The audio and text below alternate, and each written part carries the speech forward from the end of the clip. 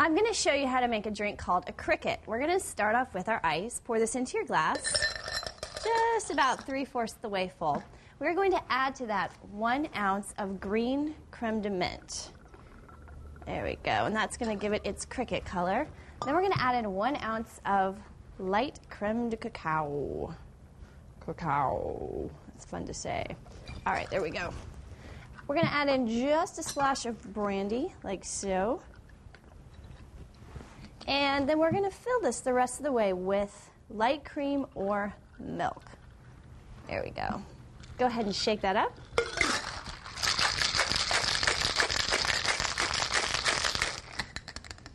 And what we're going to have here is a frothy, almost milkshake consistency, sweet, creamy, minty drink. Go ahead and pour that into a highball glass. There you go. And this is perfect for a themed party, for maybe a St. Patrick's Day party. And there you have it, a cricket. Cheers.